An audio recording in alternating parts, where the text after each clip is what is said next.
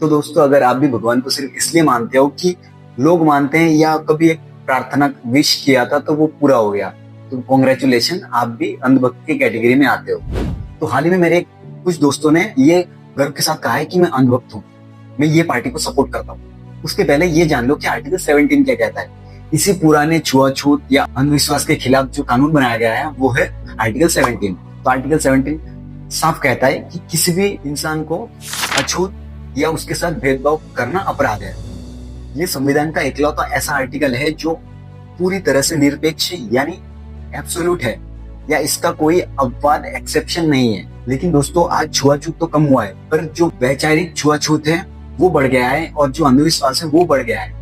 अगर आप किसी पार्टी को लेकर लड़ रहे हैं और किसी भारतीय को अपना दुश्मन मान रहे हैं कि वो अलग जाति से है, तो आप सरासर संविधान के खिलाफ, संविधान के डॉक्टर बाबा साहब अम्बेडकर की आत्मा के खिलाफ जा रहे हैं, क्योंकि अंधभक्ति हमें बांटती है और आर्टिकल 17 ही है जो तो हमें एक साथ जोड़ के रखता है। तो अब तक आप समझ चुके होंगे कि आर्टिकल 17 क्या कहता है। इसको अंग्रेजी में कहते हैं एबोलिशन ऑफ अनटचेबिलिटी। तो अब बात करते हैं कि मेरे दोस्त ने हाल ही में खुद को गर्व से कहा है कि मैं अंधभक्त हूँ, पर क्या कभी सोचा है तुमने कि अंधभक्त कहना आप सबसे बड़ी एक अधिकार खो देते हैं, और वो अधिकार है सवाल पूछने का। पर तुम तो इन झमेले में पड़ना ही नहीं चाहते, क्योंकि अगर तुम भगत सिंह को मानते थे तो उनका रास्ता भी निभाते थे, उनके रास्ते पर भी चलते थे, उनके साथ जितने भी क्रांतिकारी थे वो गर्व से कहते थे कि मैं देशभक्त हूँ। और मैं भी गर्व से ये कहूंगा कि मैं भी देशभक्त हूँ, मैं अनभक्त नहीं हूँ, क्योंकि मुझे देश की परवाह है। और आजकल के जो नौजवान हैं वो सिर्फ एक जॉब के लिए पड़े हैं, उनको देश से कोई मतलब नहीं है, उनको बस एक जॉब मिल जाए और बस उनका करियर सेट हो जाए।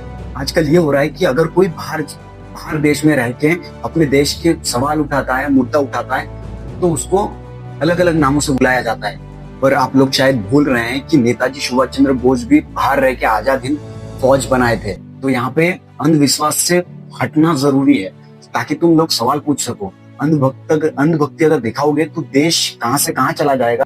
हम दोनों का मुद्दा यही था कि एक गवर्नमेंट का क्या प्रायोरिटी होना चाहिए, एक मंदिर या एक एजुकेशन, हेल्थ केयर। तो हाँ, थोड़ा कॉन्ट्रोवर्शियल लगता है कि मंदिर को इससे क्यों जोड़ा जा रहा है डेवलपमेंट से, पर आजकल के जो गवर्नमेंट है वो धर्म के नाम पर वोट मांगते हैं, ये सबको पता है। और ये पूरे क्रांतिकारियों के विचारों के खिलाफ है और हमारे संविधान के भी खिलाफ है। पर आपको अगर आर्टिकल के बारे में पता नहीं होगा तो मैं इसका डिस्क्रिप्शन का लिंक मैंने बायो में है, आप लोग पढ़ सकते हो पूरा संविधान में क्या कहता है। और ये जो लोग पार्टी के एकदम फुल सपोर्टर है, अंधविश्वास के सपोर्टर है, तो मैं उनसे यही कहना चाहता हूँ। तो मेरा आखिरी में सिर्फ मोटिव यही है ये सब कहने का कि धर्म